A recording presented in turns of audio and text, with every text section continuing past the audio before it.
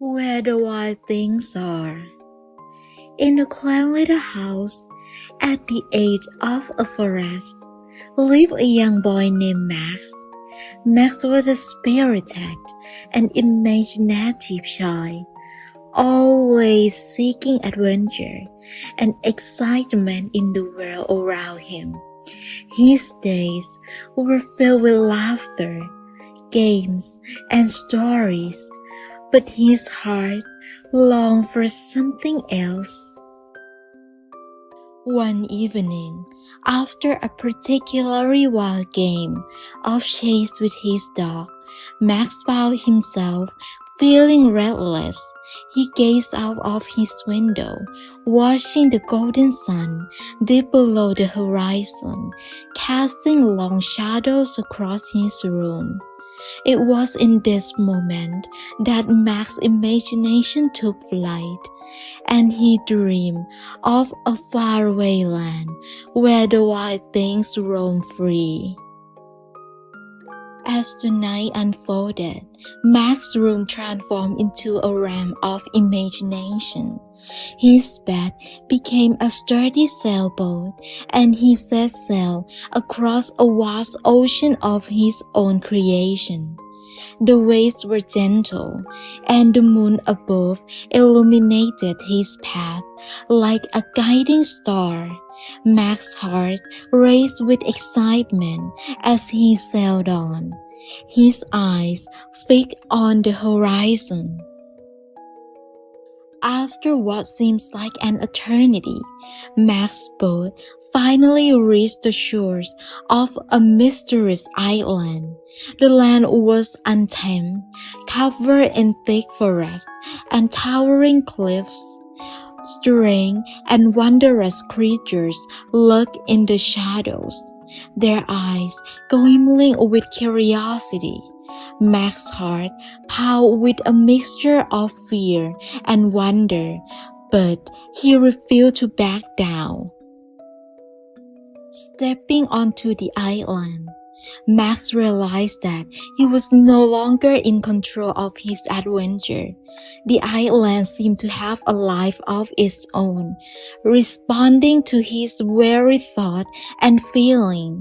As he ventured deeper into the heart of the island, he encountered the most magnificent creatures he had ever seen, the wild things. These wild things were a mix of fur and feathers, each one more fantastical than the last.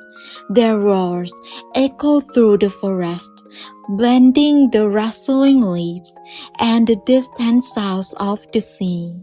Max approached cautiously, his heart still racing, but the wild things saw something in his eyes that resonated with their own untamed spirits. One by one, the wild things approached Max, their curious eyes studying him from every angle. They recognized the fire of imagination burning within him, the same fire that fueled their own wild hearts. Max felt a connection with these creatures, a bond that transcended words and explanations. With a boldness he never knew he possessed, Max let out a mighty roar, echoing the calls of the wild things around him. To his amazement, the wild things responded with laughter and cheers. They crowned him their king, declaring him the ruler of their wild kingdom. Under Max's leadership, the wild things taught him their ways, showing him how to dance among the trees, how to sing with the wind, and how to let go of his worries and fears. Max's days were filled with laughter and adventure, his heart swelling with joy he had never experienced before. But as the days turned into nights, Max began to feel a longing in his heart. The Wild Kingdom was wonderful, but he missed his home and the familiar comforts of his own world. The wild things sensed his melancholy and gathered around him, listening to his thoughts with understanding in their eyes. With a heavy heart, Max realized that it was time for him to return home. The wild things understood. With a mixture of sadness and pride, they bid him farewell. Max boarded his imaginary sailboat once more, setting a course back to his own world.